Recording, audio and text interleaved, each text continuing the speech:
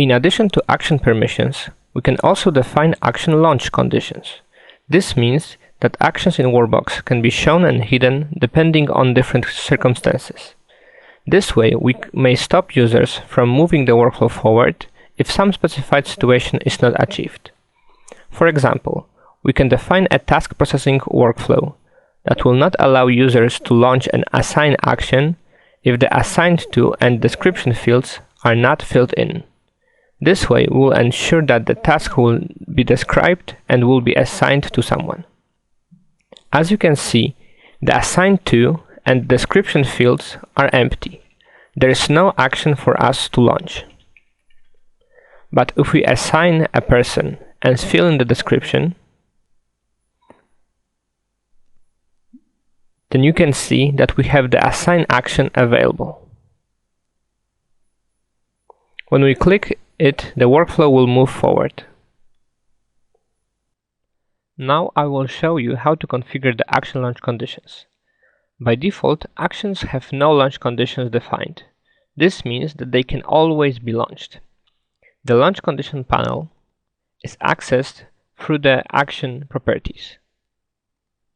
To add a new launch condition, we just need to click Add button. A new condition will appear. Every condition consists of the right-hand side, the left-hand side, and the comparison operator. This operator tells what should be the relation between the left side and the right side. Should they be equal, not equal?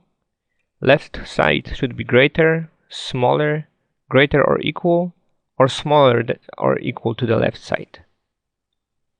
You can put anything into the left and right side. For example, we'll use lookups to get the value of the assigned to field.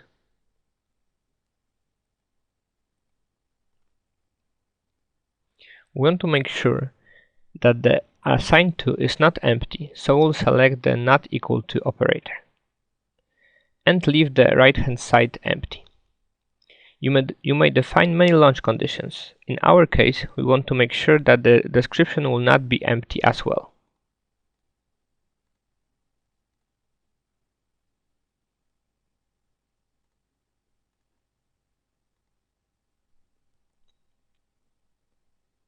You can define whether all conditions should be met by choosing AND, or only one of these conditions by selecting OR.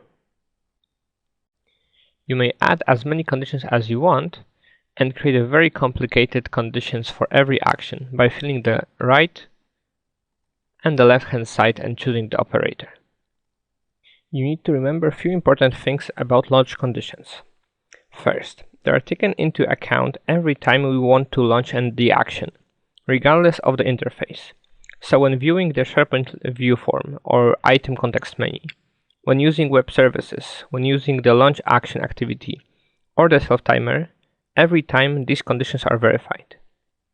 Second thing, the conditions are working together with the action permissions. This means that the condition must be met and user must have permissions for the action to be visible. If the conditions are met, but user has no permissions to the action will not be visible. Third thing is that the action launch conditions are verified every time we are viewing the item of the context menu, which in case of very complex conditions, using a lot of external data can cause large load on the server and extended page load.